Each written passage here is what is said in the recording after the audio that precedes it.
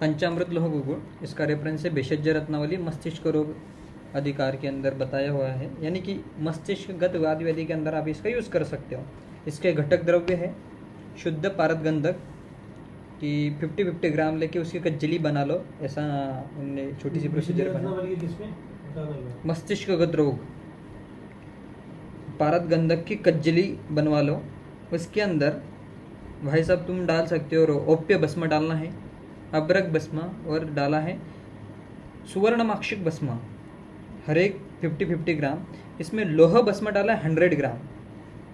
लोह भस्म की क्वांटिटी ज़्यादा है कि इसलिए तो पंचामृत लोह गुगुल, पंचामृत डाल दिया भाई साहब, पारद गंधक, रौप्य, अब्रक और सुवर्णमाक्षिक, ये 3 और पारद गंधक, ये हो गए 5 हो गए हैं। और ये लोह भस्म इसलिए उसको पंचामृत, 5 अमृत के साथ साथ भाई लोहा डाल दिया, है क्या नहीं। उसके बाद में इसके अंदर 350 ग्राम गुगुल डालना है और सिर्फ खरल के अंदर ही मिक्स करना है, यानी कि जो 6 भस्म जो है वो लेनी है और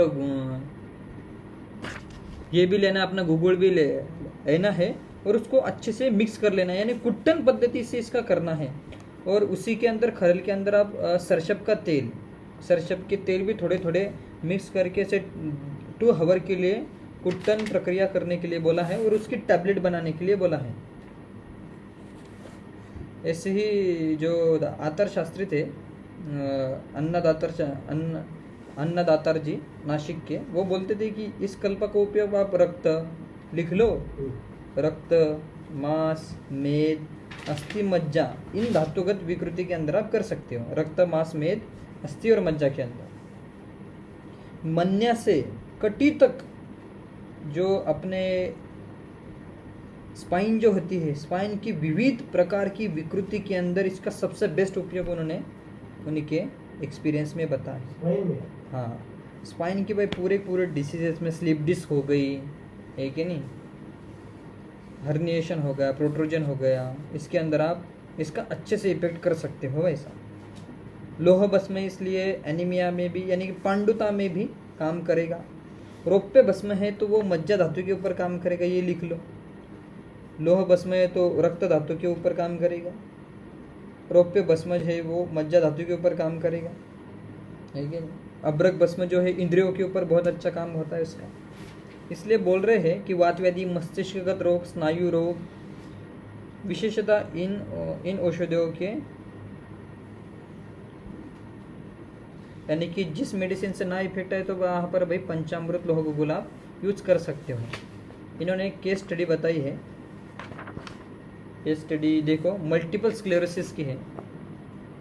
मल्टीपल स्क्लेरोसिस में क्या होता है, विशेष करके जो माइलिन शीथ होती है वो नर्व के ऊपर की जगह जगह पर माइलिन शीथ डिस्ट्रॉय होना चालू हो जाती है और ऐसा मल्टीपल पूरे बॉडी में हो जाता है। और ऐसा होते ही अगर इसके कारण देखा जाए तो मॉडर्न वाले बताते हैं इन्फेक्शंस, ऑटो इम्यूनिटी, है कि नहीं, आम के ऐसे, और लिपिड मेटाबॉलिज्म डिस्टर्बेंस ऐसे बोलते हैं। और बोलते हैं कि ये जो अगर पेशेंट को ये अगर हो गया, ये डिसीज हो गया तो ये पेशेंट 10 से 20 साल के ऊपर इसका आयु जाता ही नहीं, यानी कि जिस टाइम डायग्नोसिस हुआ उसके बाद ये 10 या 20 साल के अंदर पेशेंट 100% डेथ होने ही वाली है। अब ये जो पेशेंट आया था वैद्य के पास में, ये है विप्र जोगड़ेकर सर, ऐसे बोल रहे संपादक, श्री धन्वंतरी पुणे, इस क्लिनिक के संपादक हैं। उन्होंने ये केस स्टडी बताई है कि पेशेंट का एज था 25 ईयर्स, मैरिड था, फीमेल थी पेशेंट, यानी कि अगर पेडियाट्रिक एज से ही देखे तो उसको ऐसा कुछ एडा वाला डिसीज नहीं था। पर एक दिन क्या हुआ, अचानक से ही एक आंख से दिखना बंद हो गया। तो इधर गए, मॉडर्न मेडिसिन में गए तो वहाँ पर ये रेट्रोबल्बर न्यूराइटिस का केस ऐसा डायग्नोसिस करके उसको स्टेरॉइड ट्रीटमेंट पे रखा और पेशेंट पूरी ठीक भी हो गई, है कि नहीं, स्टेरॉइड ट्रीटमेंट से।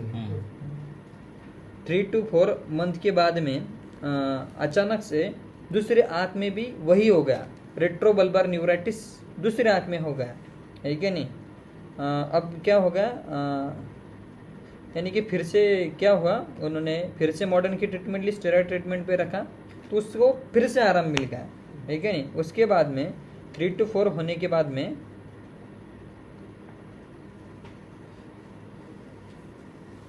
अचानक से ही क्या हुआ, अचानक से ही पेशेंट के लेफ्ट लेग के अंदर की ऐसी वीकनेस आने लगी अचानक से ही, यानी पक्षाघात के भाई साहब लक्षण दिखने लगे उनको, यानी पक्षवत के लक्षण उनको देखने लगे। अलग अलग डिफरेंट इन्वेस्टिगेशन करे तो वो बोलने लगी ये माइलोग्राफी है, और मल्टीपल स्क्लेरोसिस ऐसे उन्होंने ये किया, डायग्नोसिस किया मॉडर्न वाले ने। अब उन्होंने बोला कि इन्होंने बोला कि इसकी ऐसी कुछ मॉडर्न में इतनी ऐसी कुछ परफेक्ट ट्रीटमेंट नहीं है। उन्होंने ट्रीटमेंट करी पर इतना कुछ ऐसा इफेक्ट हुआ नहीं, ऐसे वो बोल रही है। पर थोड़ी सी वीकनेस के अंदर ये हुआ, और 1-2 महीने बाद फिर से उस जो पैर था उसके पैर के अंदर भी वीकनेस होने लगी, यानी कि एक पैर का पहले पक्षाघात हुआ, दूसरे पैर का बाद में पक्षाघात की ऐसे सिम्टम दिखना चालू हो गया। तो ऐसा मल्टीपल स्क्लेरोसिस बोल दिया उन्होंने। और क्या हुआ, ऐसे इसके जो ये होते थे वेग, मल्टीपल स्क्लेरोसिस के वेग, पक्षाघात के जो वेग है वो ऐसे जल्दी जल्दी आने उसको चालू हो गए।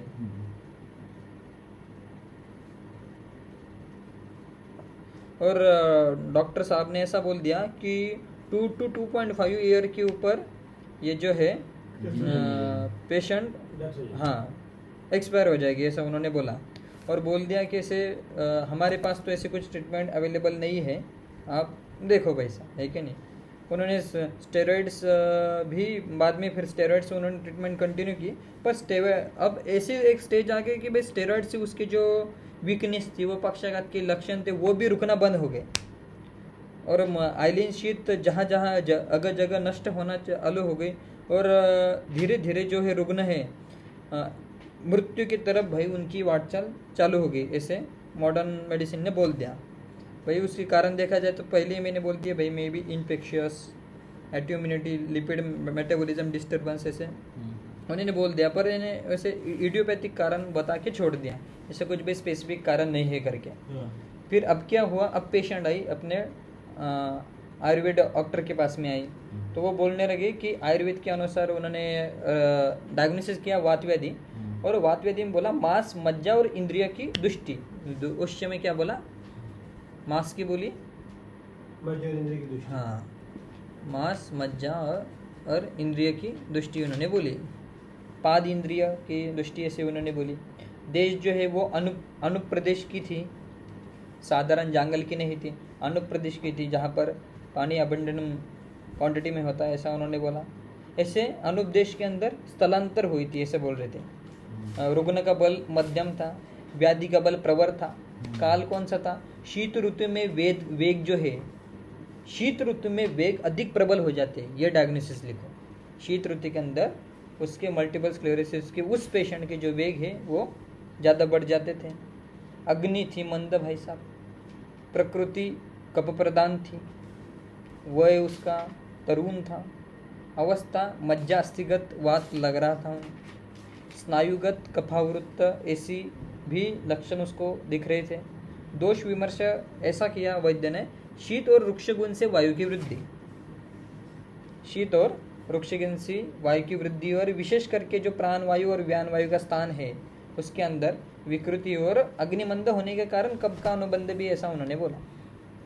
ऐसे सब कुछ ध्यान में रखते हुए भाई मस्तिष्कगत बात है, नर के ऊपर आपको काम करना है, नर मज्जा तंतु से बनते हैं करके, ऐसा करके याप्य असाध्य व्याधि बोल के पेशेंट को बोल दिया कि भाई ये भी हमारे से भी 100% ठीक नहीं होगा, ये याप्य असाध्य है, तो हम तो भाई अटेम्प्ट कर सकते हैं, अटेम्प्ट करके देखेंगे करके। जब जान के ऊपर आती है तो पेशेंट ने बोल दिया चलो भैया कुछ नहीं हो सकता, तो कुछ ना कुछ कर ही लेंगे। फिर उन्होंने रसतंत्र सार के अंदर के पंचामृत लोहगुल की कल्पना देखी।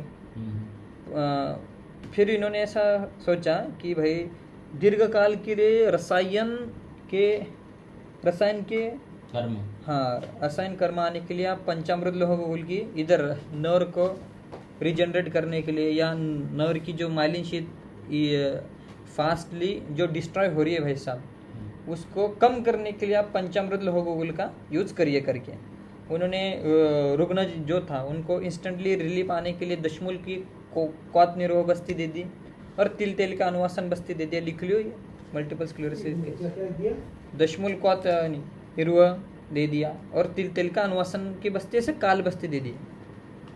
ऐसे कितने बस्ती दिए? 16 कर्म काल योग बस्ती 16 बस्ती दी, हिरो और अनुवासन ऐसे। और बाह्यता सरसब तेल का लेपन दिया भाई साहब। हाँ, तिल तेल की अनुवासन बस्ती, दशमूल क्वाथ का निरूह। और बोले कि बाह्यता स्नेहन के लिए सरसब तेल उन्होंने अभ्यंग के लिए दिया क्योंकि शीत और वृक्ष गुण था इसलिए। नस्य के लिए अनुतेल दे दिया, ये भी लिख लो। और बोल रहे हैं कि पूरी बॉडी के अंदर उद्घर्षण के लिए वचा चूर्ण भी दे दिया। और अभ्यंतर क्या दिया? ये दिया पंचामृत लौह गुगुल और परिपाठादि काढ़ा। परिपाठादि इसलिए दिया कि भाई इनका ये बचपन में ये चिकन पॉक्स की हिस्ट्री थी। चिकन पॉक्स की हिस्ट्री थी। ऐसे पांचभौतिक चिकित्सा के अंदर अभी करते हैं लोग, जब भी चिकन पॉक्स की हिस्ट्री दीर्घ काल तक अगर चिकन पॉक्स की अच्छी सी चिकित्सा नहीं हुई तो भाई साहब पूरी जो चिकन पॉक्स की हीट रहती है वो धातुगत जाती है और बाद में भाई साहब बड़े बड़े डिसीजेस करती है। इसलिए ऐसे चिकन पॉक्स की हिस्ट्री बोल के एक पित्त के एक हिस्ट्री पित्त का हेतु मानकर भाई साहब उन्होंने परिपाठादि काढ़ा पंचामृत लौह गुगुल के साथ में दे दिया।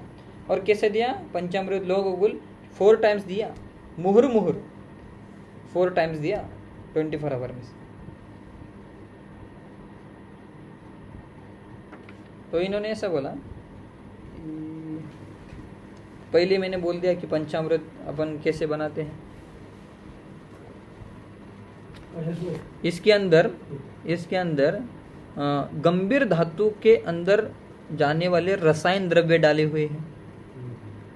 मेद धातु के अंदर आपको लेखन और प्रसादन कर्म ये अच्छे से करता है। और इसका मेनली बोला है मज्जा धातु और व्यान वायु के ऊपर काम करने वाले द्रव्य है।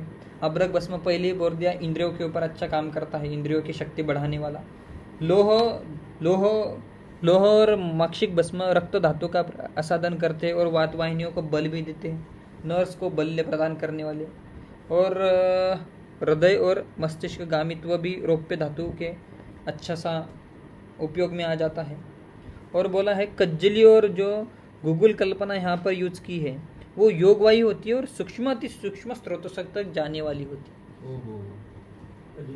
है। सूक्ष्म अति सूक्ष्म।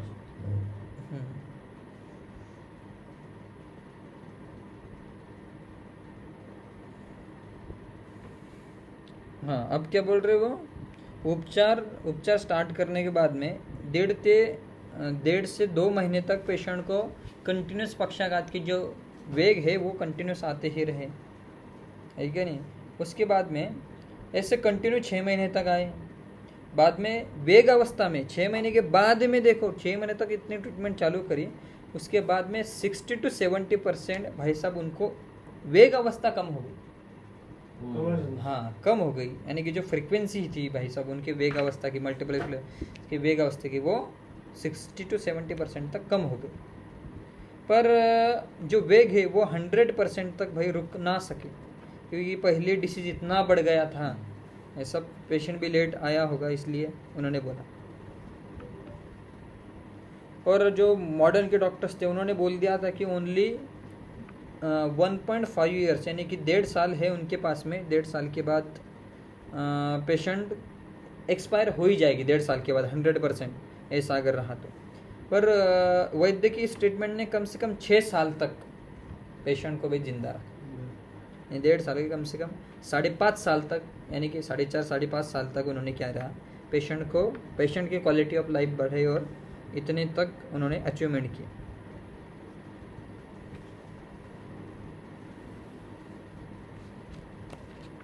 यानी कि उन्होंने बोला कि सुख साध्य और कष्ट साध्य तो व्याधियाँ होती है कि नहीं। पर असद्य पर बोलते हैं कि जो असाध्य विकार में भी रुग्ण को डेथ होने तक अगर आप साथ देते हो, धैर्य देते हो, उसकी क्वालिटी ऑफ लाइफ इंक्रीज करते हो, तो भाई साहब इससे ज़्यादा बड़ी अचीवमेंट क्या हो सकती है।